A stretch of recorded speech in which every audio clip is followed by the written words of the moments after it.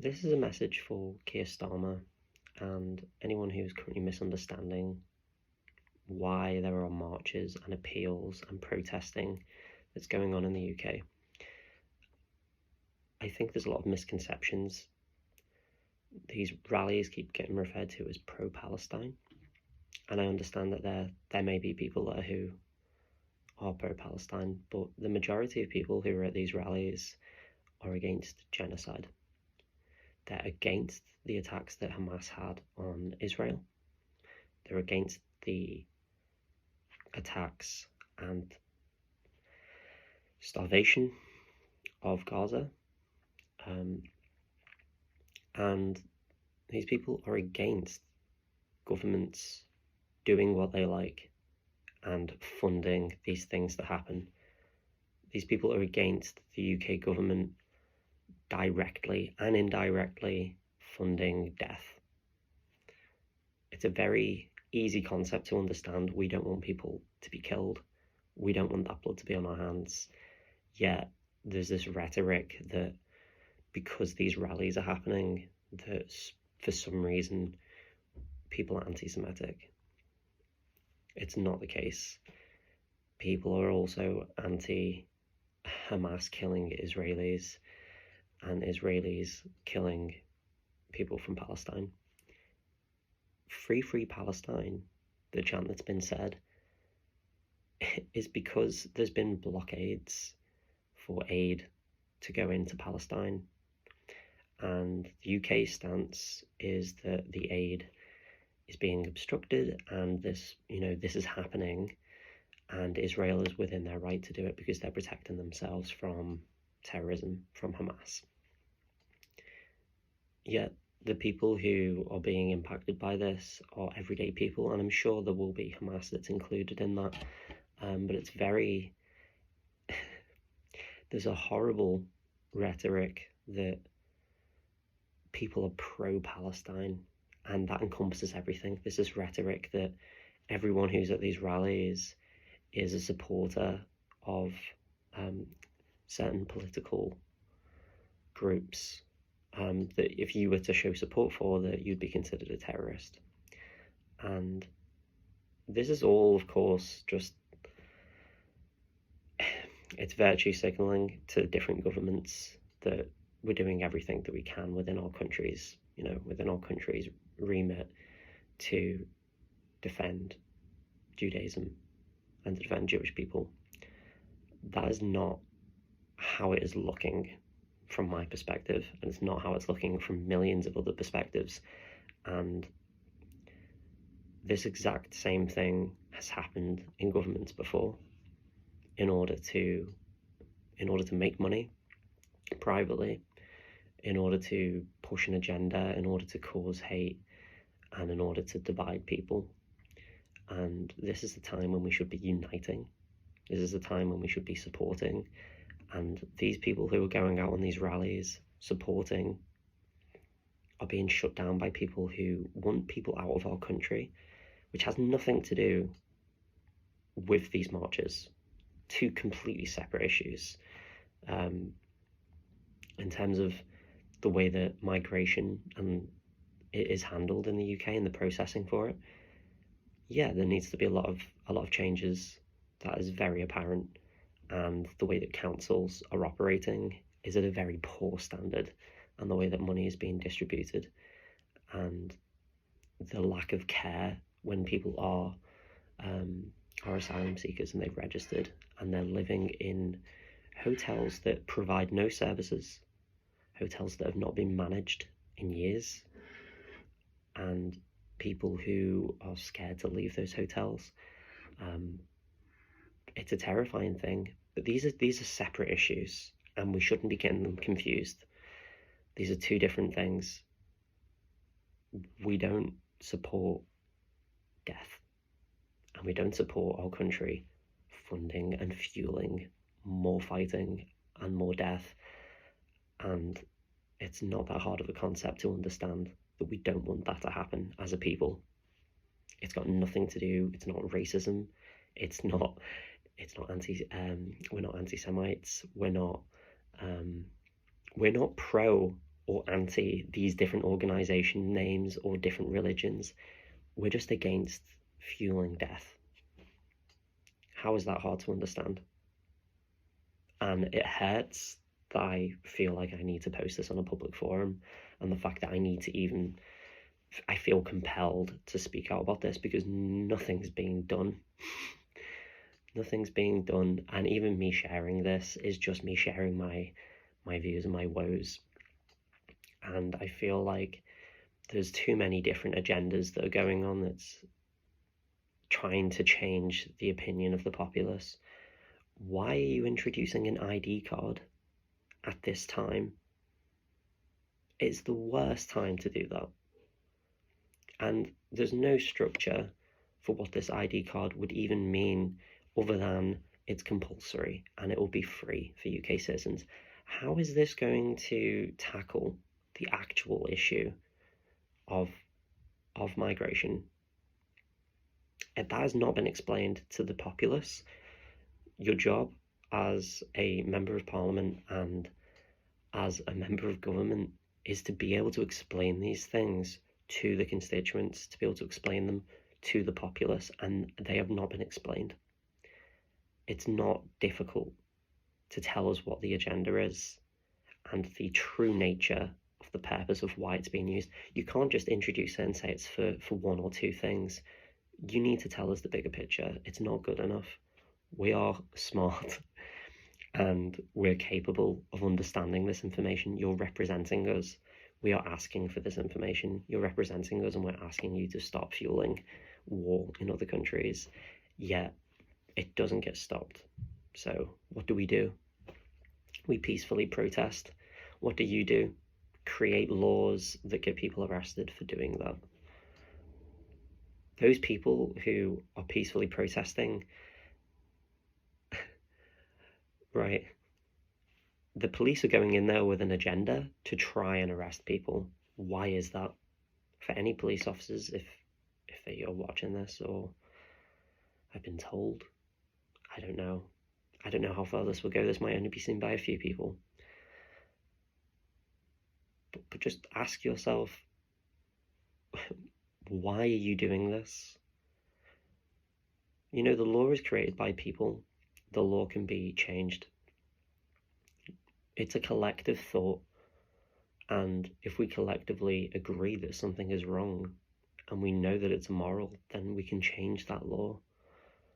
It's created by us. Why are we putting barriers in place? Why are we not protecting ourselves? Why are we not protecting the people around us? And why are we not trying to protect those in other states? We don't want that. We don't want that to happen to us. We don't want to be starved out by other countries. If Europe was to stop food from coming into us and we needed support, we would want that help. We wouldn't want other governments saying it's not our business to get involved, and there's a lack of respect for others. That's a direct quote from Keir Starmer. There's a lack of respect for others. There is a lack of respect, and the lack of respect is from yourself, Keir Starmer, and from your government. From the majority of MPs that are currently representing their constituents that are truly not representing the people. In terms of there needing to be a change, I'm not here to promote another party. The party that is currently in place is very capable of changing. They just need to take action and need to listen to the people, and they are not. They're doing the opposite. They're listening to a small minority group of people who are British and English. The most British thing is colonialism. It's conquering, and it's not something we should be proud of. So we should change. We should change. Times have changed. We should change. Let's not look at our history and think, you know, make Great Britain great again. Like, no. Let's just make Britain great, because it was never great to start with.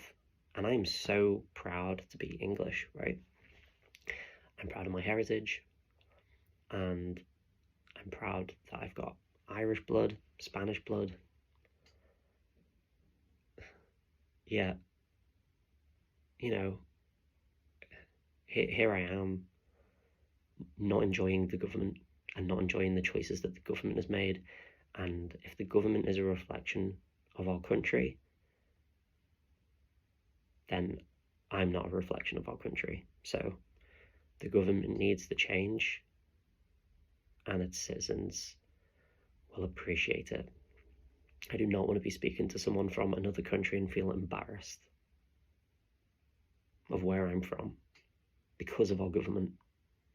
Our people, I'm so proud of. There's so many people that I'm proud of in the UK, and all the people who are doing such great work to try and help people. We need more funding in services.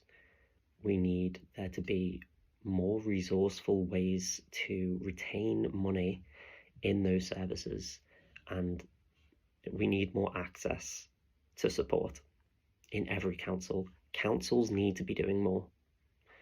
They need to shift their budget, but they need to be doing more. There should be a complete budget review of every single council in the UK independently, and that should not be funded through taxpayers' money. It should be done with existing money that's already used. These reviews should be done, these budgets should be done by the councils themselves, right? No independent reviews. Let's not do an independent review, let's do an in-house review. There's no reason to spend more money on outsourcing when the time is there for people to do the work. It's just not being managed well. So we need to change that. The change starts from the bottom, of course, but the change at the top is very important. As I said at the beginning of this, there's a horrible rhetoric about people being pro this and anti this.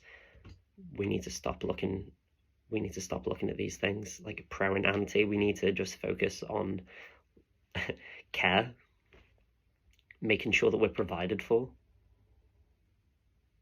You know, we don't want people to die. We want people to be protected. We want to be able to, if people have found themselves in circumstances where they can't support themselves, that they can find support and the services available to them in every place in the UK. And if not, that they could potentially be moved to those places to get that support, or even people being asked to relocate if some services are, say, overstaffed in some areas. Create opportunity for those staff to move to other places. I'm not in a position to make change or put these suggestions forward, which is why I'm making this. And there are people in these positions who are unfortunately not entirely suitable for their job roles.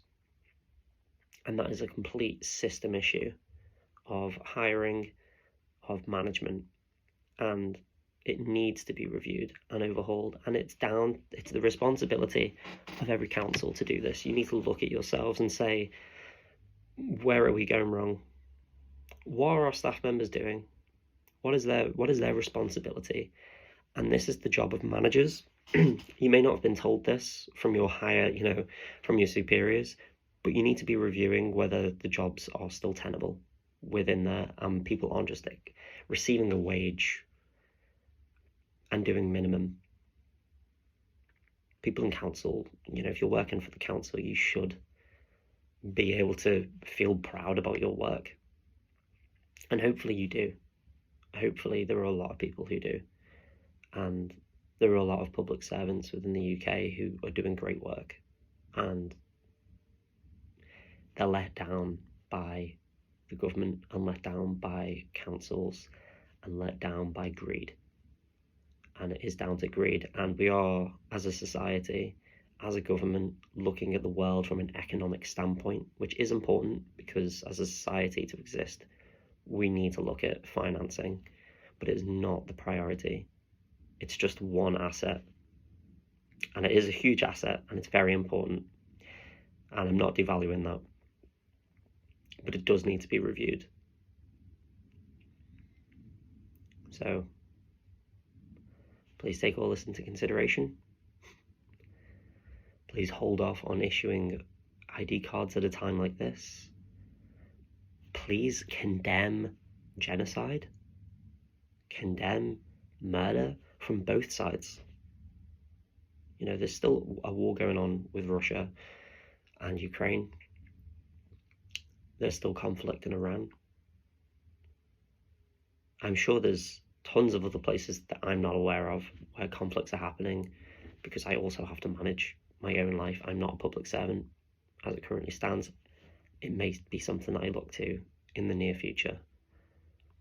In fact, it's something I feel quite passionate about, and I think it's something I should go into. My name's Joshua, and have a good day. Thanks for listening if you've made it this far. All the best.